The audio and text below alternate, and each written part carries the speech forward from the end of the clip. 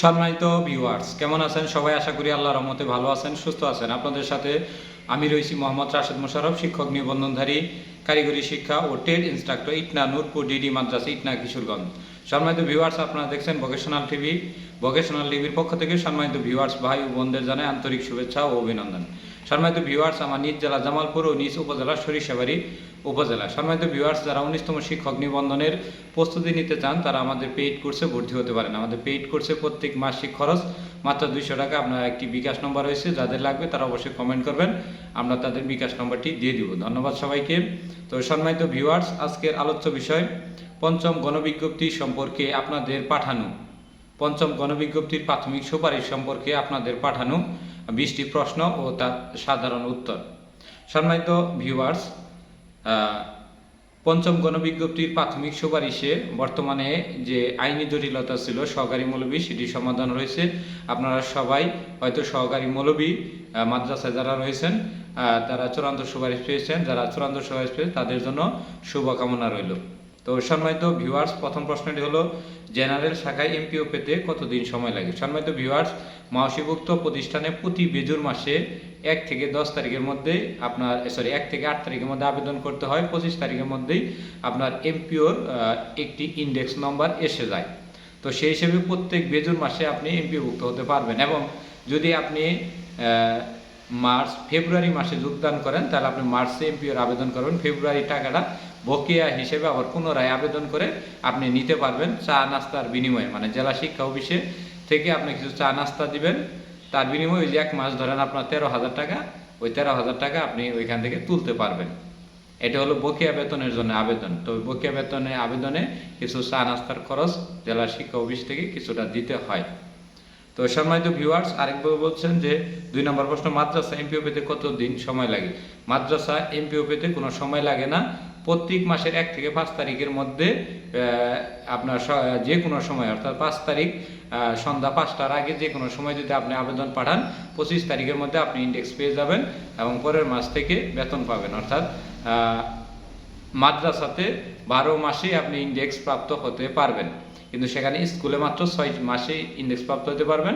এটি হলো আপনার মাউসি এবং মেমিস বা মাদ্রাসা। 2 হলো কারিগরি। কারিগরিতে সর্বনিম্ন এমপিওভুক্ত হতে 5 মাস সময় লাগে এবং এই 5 মাস থেকে শুরু করে প্রত্যেক মাসে এমপিওভুক্ত দিয়ে যায়। যদি কোনো কারণে ভুল হয় তাহলে আপনার সর্বনিম্ন 1 বছর সময় লাগবে। এই হলো মোটামুটি অবস্থান। তবে স্বাভাবিকভাবে আপনার সব কিছু ঠিক থাকলে 6 থেকে 8 মাসের মধ্যে আপনি এমপিওভুক্ত হতে পারবেন। এখন একটু হলো আপডেট হয়েছে।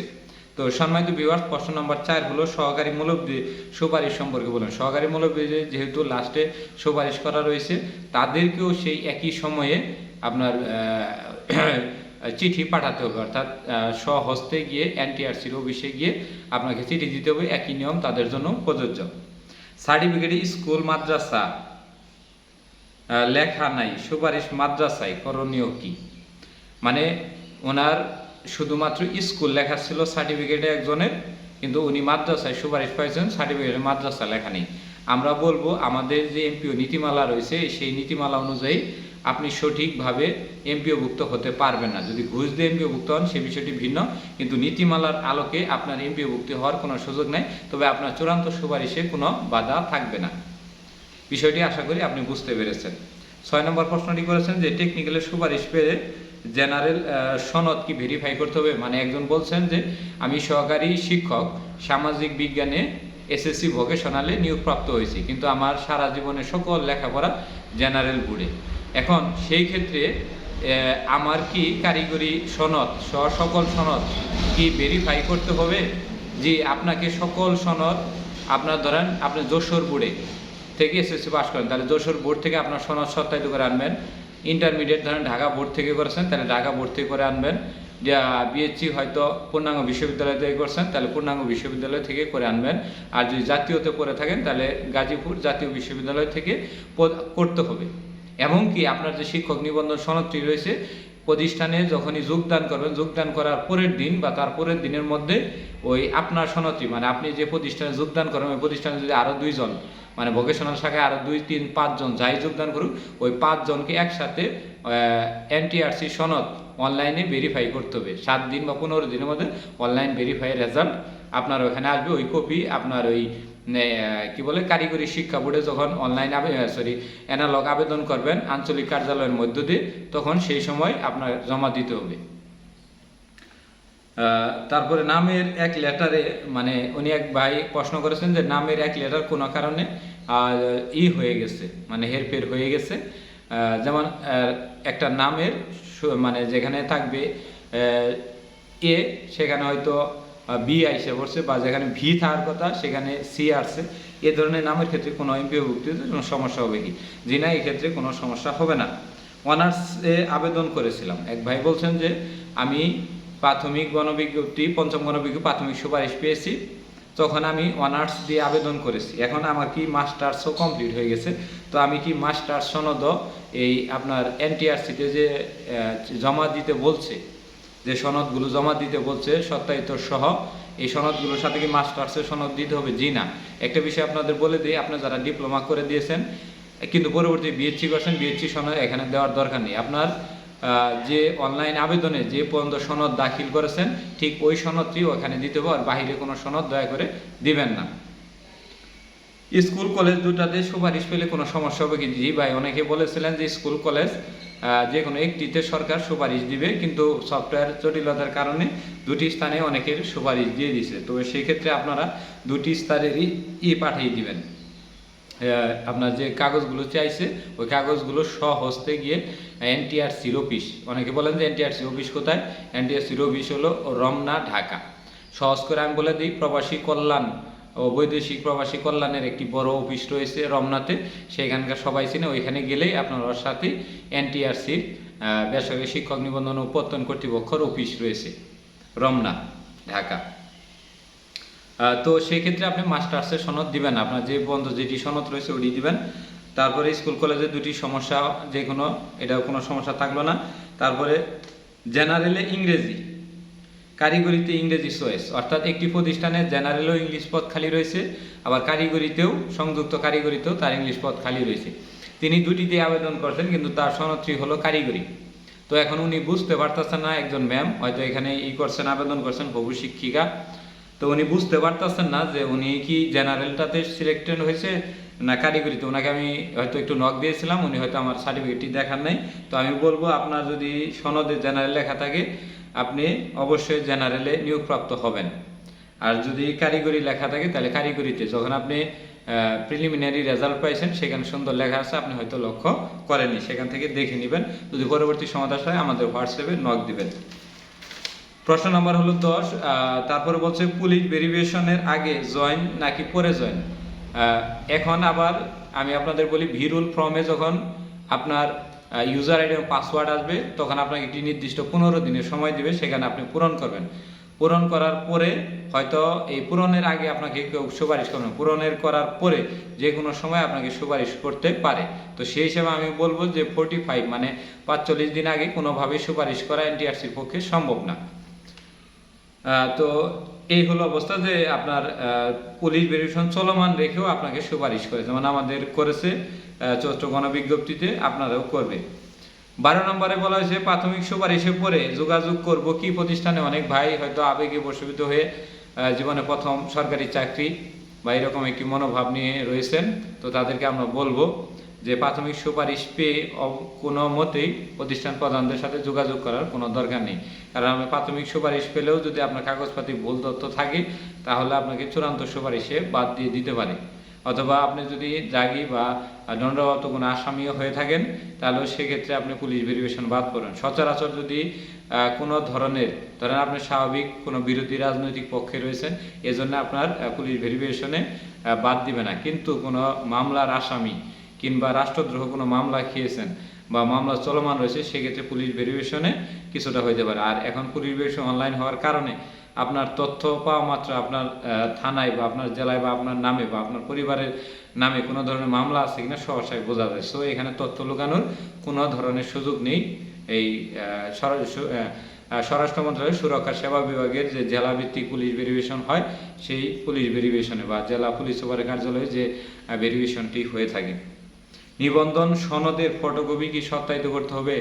আমি সহজ করে আপনাদের বলি, আপনার শিক্ষক নিবন্ধন সনদের ফটোকপি নবম গ্রেডের যে কোনো সরকারি কর্মকর্তা, রাজস্ব খাতের যে কোনো সরকারি কর্মকর্তার দ্বারা আপনি সত্যায়িত করতে পারবেন। আপনার এসএসসি সনদ সত্যায়িত করবেন, ইন্টার সনদ সত্যায়িত করবেন, এসএসসি মার্কশিট সত্যায়িত করবেন, ইন্টার মার্কশিট সত্যায়িত করবেন, অনার্সের সনদ সত্যায়িত করবেন, অনার্সের মার্কশিট সত্যায়িত করবেন। যারা মাস্টার্স দিয়েছেন মাস্টার্সের সনদ সত্যায়িত করবেন, মাস্টার্সের নাম্বারপত্র বা মার্কশিট সত্যায়িত করবেন। এক্ষেত্রে প্রশংসাপত্র এখানে চাই নাই, প্রশংসাপত্র দেওয়ার দরকার নেই। আরেকটি বিষয় আমি আপনাদের বলে দিই, সকল সনদ অবশ্যই লিগালভাবে সঠিক লোক দ্বারা সত্যায়িত করবেন। যেমন আপনি অযথা একটা সিগনেচার দিয়ে দিয়েছেন, যে জেলা দিয়ে দিলেন যে কি যেন আমি বলে দিই যে উপজেলা পরিসংখ্যান কর্মকর্তা, উনি নবম গ্রেডের একজন কর্মকর্তা আছেন। আপনার যে সিগনেচার আরেকজন হয়তো দিয়ে দিয়েছেন, দুটি সিগনেচার আলাদা, আপনি দিয়েছেন একরকম ও একরকম, তখন যদি একই জেলার পরে তখন দেখবো সনদ আলাদা, এই ক্ষেত্রে আপনাকে বাতিল বলে গণ্য হতে পারে। তাই লিগাল জিনিস দিয়ে সত্যায়িত করবেন, ইলিগাল কোনো কাজ দয়া করে সরকারি চাকরিতে করবেন না। চাকরির আবেদনে করা কোনো বিষয় না, কিন্তু চাকরি পরবর্তীতে আপনার ভাইবা বোর্ডে যেটা সনদটা নিয়ে যাবেন এবং কি যোগদানের সময় যেটা নেবেন অবশ্যই সেটা রিয়েল যেন হয়। এর ক্ষেত্রে যাই হোক, পরে আরেক ভাই বলেছেন যে এমপিও পোস্টে আমি দেখছি আমার প্রতিষ্ঠান এমপিও, কিন্তু সহপাঠী পার্ট নামে একটি অ্যাপসে দেখছি প্রতিষ্ঠানটি নন এমপিও। তো আমি প্রাথমিক সুপারিশ পেয়েছি, সেক্ষেত্রে আমার করণীয় কি? এখানে আপনার সকল পোস্টে এমপিও পদে দেওয়া হয়েছে, তারপরেও যদি কোনো নন এমপিও থাকে তাহলে আপনাকে আগামী 1 বছরের মধ্যে কিংবা আরেকটি গণবিজ্ঞপ্তি আসার আগে আপনার নিকটবর্তী জেলা বা উপজেলা কিংবা বিভাগীয় শহরে ওই পদে আপনাকে সুপারিশ করা হবে। তবে এতদিন পরে আপনার সুপারিশে কোনো বকেয়া বেতন দেওয়া হবে না। তাই সহপাঠীর সকল তথ্যই সঠিক নয়। ডাক টিকিট দিতে হবে কি? সম্মানিত ভিউয়ার্স, আপনাদের বলি যে আপনারা একটি খাম নেবেন, ধরেন এটা একটা খাম, ধরেন এটা একটা খাম, ধরেন আমার এটা ডান হাত, এটা বাম হাত, প্রেরক প্রাপক। আপনারা সবাই জানেন যে প্রাপক থাকে ডান সাইডে, প্রেরক থাকে বাম সাইডে। লেখার পরে উপরে দেখেন এই অংশে নিজ জেলা এবং পদের নাম লিখে দিবেন। যেমন এই সাইডে প্রেরক, ধরেন এই সাইডে প্রাপক, যেটাই হোক, আর এই সাইড অংশ দিয়ে নিজ জেলা এবং পদের নামটা লিখে দিবেন। লিখে দিয়ে নিজ হস্তে এনটিআরসির অফিসে গিয়ে জমা দিয়ে আসবেন। জমা দিলে আপনারা একটা স্লিপ দিতে পারে অথবা একটা সিল দিয়ে দিতে পারে, তাহলে সেটা জমা বলে বিবেচিত হলো। অমুকে নিয়ে গেছে, এইভাবে জমা দেবে না। পরবর্তী হারালে কিন্তু প্রাথমিক সুপারিশে বাতিল হলে পরবর্তীতে কিন্তু আপনাকে এই পুলিশ ভেরিফিকেশন কিংবা আপনার চূড়ান্ত সুপারিশ কিন্তু দিবে না। তো এই বিষয়টি অবশ্যই লক্ষ্য, নিজে যাবেন, যদিও বলে অন্যদের দিয়ে যাওয়া যায়, আমরা কখনো অন্যকে দিয়ে যাওয়ার সাপোর্ট করি না বা সুপারিশ কাউকে করি না। তো সম্মানিত ভিউয়ার্স, আরেকটি বিষয় হলো যে প্রাথমিকে আমি পঞ্চম গণবিজ্ঞপ্তি প্রাথমিক সুপারিশ পেয়েছি, অনলাইনে আমি দেখেছি, কিন্তু আমার এই 48 ঘন্টায় কোনো প্রকার SMS, মোবাইল SMS আসেনি। সেক্ষেত্রে কি কোনো সমস্যা হবে? জি না, সেক্ষেত্রে কোনো সমস্যা নেই। SMS হয়তো অনলাইন জটিলতার কারণে আসে না, কিন্তু অনলাইন যদি তথ্য থাকে এবং এটি প্রিন্ট থাকে তাহলে আপনার কোনো সমস্যা হবে না। এক ভাই প্রশ্ন করছেন যে আমি 20 গ্রেডের রাজস্ব কর্মকর্তা পদে 20 গ্রেডের রাজস্ব খাতের একজন কর্মচারী এবং আমি একটি সহকারী শিক্ষক পদে সুপারিশপ্রাপ্ত হয়েছি, তাহলে আমি কি 20 গ্রেড ছেড়ে সহকারী শিক্ষক পদে আসবো কি? আসাটা ঠিক হবে?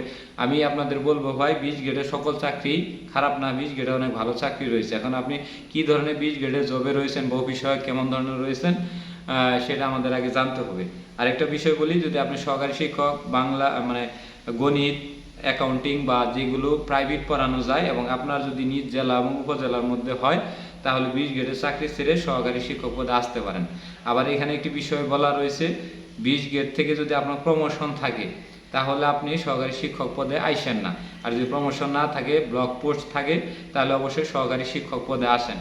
তবে যদি সেটা আপনার নিজ জেলার বাহিরে যদি সহকারী শিক্ষক পদে হয় তাহলে দয়া করে আপনি সহকারী শিক্ষক পদে আইসেন না। যদি নর্মাল কোনো সাবজেক্টে যুক্ত হন, প্রাইভেট পড়ানোর সুযোগ না থাকে, তাহলে আপনি সহকারী শিক্ষক পদে আসেন, 20তম গ্রেডে করেন। আর 20তম গ্রেডে যদি সেটি আপনার অত্যন্ত লজ্জাজনক কাজ হয় তাহলে সেই পেশা বাদ দিয়ে সহকারী শিক্ষক পদে আসতে পারেন। তবে আপনার চাকরির ধরন অবস্থানটি আমার জানা নেই বিধায় আমি সঠিক পরামর্শ আপনাকে দিতে পারলাম না, সেজন্য আমি আন্তরিকভাবে দুঃখিত। তো সম্মানিত ভিউয়ার্স, 14 নম্বর প্রশ্নটি এক ভাই করেছেন যে হাই স্কুলের ট্রেড ইনস্ট্রাক্টররা কোন ক্লাস নেয়? ভাই, হাই স্কুলের সাথে সংযুক্ত ভোকেশনাল রয়েছে, সেই সকল ভোকেশনালে আপনার ট্রেড রয়েছে, general electrical works, general electronics work, food processing and preservation, pumping and pipe fitting, general mechanics, refrigeration and air condition এই ধরনের সাবজেক্ট রয়েছে, তারা ট্রেড সাবজেক্ট ক্লাস নেয়। সরাসরি জেনারেল শাখায় 6 to 10 পর্যন্ত তাদের কোনো ক্লাস নেই এবং 6 to 10 তাদের কোনো নিয়োগ হয় না ট্রেড ইনস্ট্রাক্টরদের। এক ভাই প্রশ্ন করেছেন যে আমার অনার্সের সনদটি প্রফেশনাল, অর্থাৎ আমাকে সাময়িক একটি সনদ দেওয়া হয়েছে, এই সনদ জমা দিলে কোনো সমস্যা হবে কি? এই বিষয়টি সম্পূর্ণ নতুন এবং জটিল। আশা করি প্রাথমিক সুপারিশে কোনো সমস্যা হবে না। যদি কোনো ধরনের সমস্যা হয়, নীতিমালাতে এই ধরনের বিষয় বলা রয়েছে যে আপনাকে সরাসরি সনদ দিতে হবে, প্রফেশনাল দেওয়ার নিয়ম নাই। তবে সেটা সম্পূর্ণ এনটিআরসির উপরে নির্ভর করবে, আপনি আল্লাহ ভরসা করে দিতে পারেন। তবে এই ক্ষেত্রে আমি সঠিক সমস্যাটি আপনাকে বলতে পারলাম না, তবে আমার ধারণা যতটুকু আছে যে আপনাকে স্যাক্রিফাইস করে হলেও প্রফেশনাল সার্টিফিকেটে আপনাকে চূড়ান্ত সুপারিশ দিবে, এটা আমার বিশ্বাস। তো যাই হোক, 16 নম্বর প্রশ্ন এক ভাই করেছেন যে যোগদান, মানে আমি পঞ্চম গণবিজ্ঞপ্তি প্রাথমিক সুপারিশ পেয়েছি, কিন্তু সুপারিশটি আমি আমার জেলা থেকে প্রায় 320 কিলো দূরে অবস্থানে আছি এবং আমি সহকারী শিক্ষক হিসেবে রয়েছি। তো আমি এই দূর প্রতিষ্ঠানে যোগদান করতে চাচ্ছি না। যদি আমি যোগদান না করি তাহলে সেক্ষেত্রে কোনো সমস্যা হবে কি? জি না, সেক্ষেত্রে কোনো সমস্যা হবে না। এবং কি আপনি যদি যোগদান না করে 17তম শিক্ষক নিবন্ধনধারী হন, তাহলে পরবর্তী 6ষ্ঠ গণবিজ্ঞপ্তিতে উনি বলছে যে আবেদন করতে পারবে কি? জি, আপনি 6ষ্ঠ গণবিজ্ঞপ্তিতে আবেদন করতে পারবেন, সেক্ষেত্রে আপনার কোনো ধরনের সমস্যা হবে না। তবে এনটিআরসির নিবন্ধন সনদের মেয়াদ কিন্তু 3 বছর। এমনও হইতে পারে যে এনটিআরসি একসময় বাতিল হয়ে গেল, ধরেন আপনি আরেকটি গণবিজ্ঞপ্তির আশায় থাকলেন, কিন্তু এনটিআরসি বাতিল হয়ে সরাসরি কোনোভাবে নিয়োগ দিয়ে দিলে এই সনদটিও বাতিল করলো, তখন কিন্তু আপনার কিছু করার থাকবে না। আপনার যদি ভালো অবস্থা না থাকে, তাহলে আমি বলবো যে দূরের প্রতিষ্ঠানে আপনি যোগদান করে, আমি একটি সহজ টিপস শিখে দিই, আপনি দূরের প্রতিষ্ঠানে যোগদান করে এমপিও করবেন না। 6 মাস আপনি এমপিও ছাড়া ওই প্রতিষ্ঠানে শ্রম দেবেন, 1 লক্ষ টাকা যায়। পরবর্তীতে যখন নিয়োগ হবে তখন এখানে আপনি আবেদন করবেন। আবেদন করার পরে ওইখানে এমপিও ভুক্তি চাইলেও কোনো সমস্যা হবে না যে আমি আবেদনের পরে আমার এমপিও দিয়েছি। সো আপনি দূরের প্রতিষ্ঠানগুলো যোগদান করেও আপনি এমপিও করায়েন না। এমপিও না করায় পরবর্তী 17তম 6ষ্ঠ গণবিজ্ঞপ্তিতে 18তম নিয়ে যে গণবিজ্ঞপ্তিটা হবে, সেই গণবিজ্ঞপ্তিতে আপনি আবেদন করতে পারবেন। প্রাথমিক সুপারিশে কাউকে কি বাদ দেওয়া হয় কি? যে প্রাথমিক সুপারিশে যদি আপনার সনদ অনুযায়ী ঠিক না থাকে এবং প্রত্যেকটি বিভাগে যদি 3rd ডিভিশন থাকে, তাহলে আপনি বাতিল হবেন এবং বাতিল হওয়ার যারা এই কাগজ জমা না দিবে তারা বাতিল বলে গণ্য হবে। তো এই ধরনের অনেক সমস্যা রয়েছে, এই সমস্যার কারণে প্রাথমিক সুপারিশ থেকে বাতিল হয়। তবে যাদের কাগজ লিগ্যাল রয়েছে এবং বয়স ঠিক রয়েছে, কোনো তথ্য গোপন করা হয়নি, তাদেরকে বাতিল করা হবে না। আরেক ভাই আমাদের প্রশ্ন করেছেন, প্রশ্ন নম্বর হলো 18, যে এত দূরের প্রতিষ্ঠানে চাকরি করে যে বদলি হওয়ার কোনো ধরনের সুযোগ রয়েছে কি? এমপিও নীতিমালাতে এখনো কোনো বদলির সুযোগ নেই। বদলির সুযোগ না থাকা পর্যন্ত, যতক্ষণ পর্যন্ত নতুন বদলি সিস্টেম চালু না হবে সে পর্যন্ত আপনাকে অপেক্ষা করতে হবে। এই হলো পঞ্চম গণবিজ্ঞপ্তির প্রাথমিক সুপারিশ সম্পর্কিত প্রায় 18টি প্রশ্ন, যা সবারই জানা দরকার। তাই ভিডিওটি বড় হলেও সবাই অবশ্যই দেখবেন। সবাইকে রাশেদ এডুকেশন টিভির পক্ষ থেকে অশেষ ধন্যবাদ।